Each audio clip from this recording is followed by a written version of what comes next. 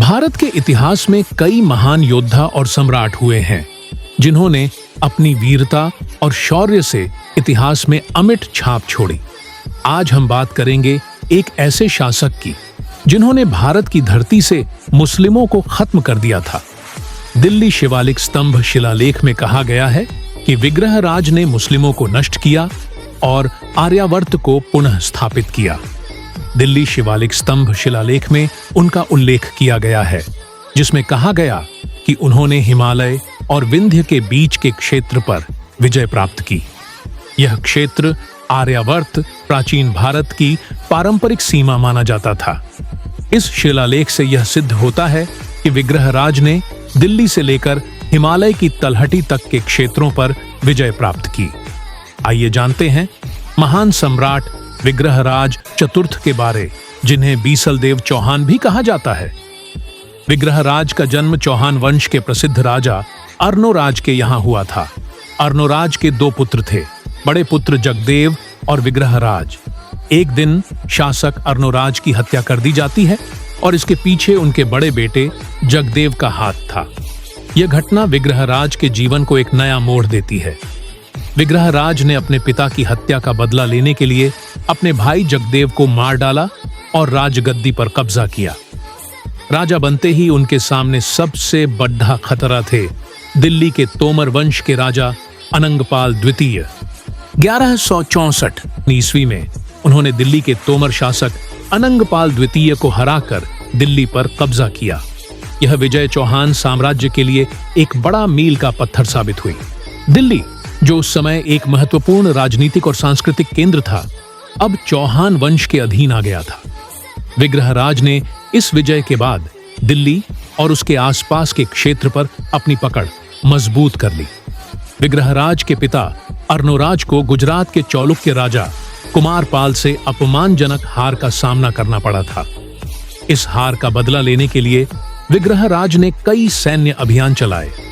बिजौलिया शिलालेख के अनुसार उन्होंने एक सज्जन नामक शख्स को मारा, जिसे भूमि का सबसे दुष्ट व्यक्ति कहा गया था। यह सज्जन चित्तौड़ के कुमारपाल का राज्यपाल था। विग्रहराज की सेना ने उसकी हाथी सेना पर कब्जा किया और चित्तौड़ में विजयी रहे। मोहम्मद बिन कासिम के आक्रमण के बाद भारत के पंजाब और सिंध में मुस्लिम शासन स्थापित हो गया था।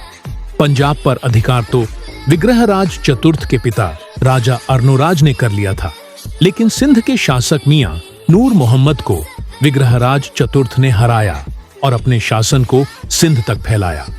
इतिहासकारों के अनुसार उन्होंने बहराम शाह और खुसरो शाह जैसे मुस्लिम शासकों को पराजित किया और उन्हें भारत छोड़ने के लिए मजबूर कर दिया।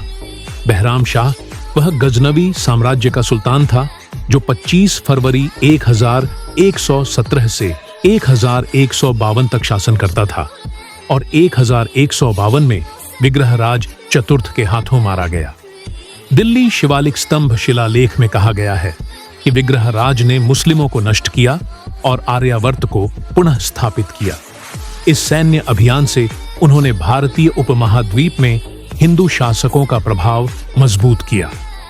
विग्रहराज ने जितने पहाड़ी किलों पर कब्जा किया, उतनी ही इमारतों का निर्माण करवाया। उनके शासनकाल में अजमेर में एक प्रमुख शिक्षा केंद्र स्थापित किया गया, जिसे बाद में मुस्लिम आक्रमणकारियों ने 2.5 दिन का झोंपड़ा नामक मस्जिद में बदल दिया।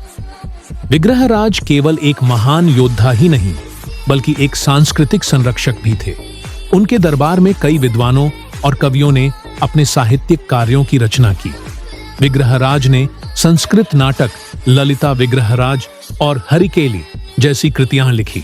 इसके अलावा उन्होंने जैन धर्म के विद्वानों को भी संरक्षण दिया और एकादशी के दिन पशुवध पर प्रतिबंध लगाया।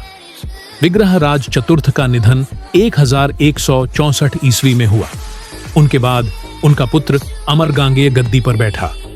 विग्रहराज के योगदानों को हमेशा याद किया जाएगा और उनके द्वारा स्थापित किए गए साम्राज्य का प्रभाव लंबे समय तक भारतीय राजनीति और संस्कृति में देखा गया।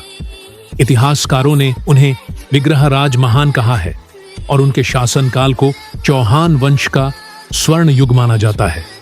विग्रहराज चतुर्थ का जीवन हमें यह सिखाता है कि एक महान शासक वही होता है जो अपनी वीरता के साथ साथ अपने साम्राज्य को सांस्कृतिक और धार्मिक रूप से भी समृद्ध करता है। उनका नाम भारतीय इतिहास में हमेशा अमर रहेगा। अगर आपको यह कहानी पसंद आई हो तो कृपया लाइक और सब्सक्राइब करें।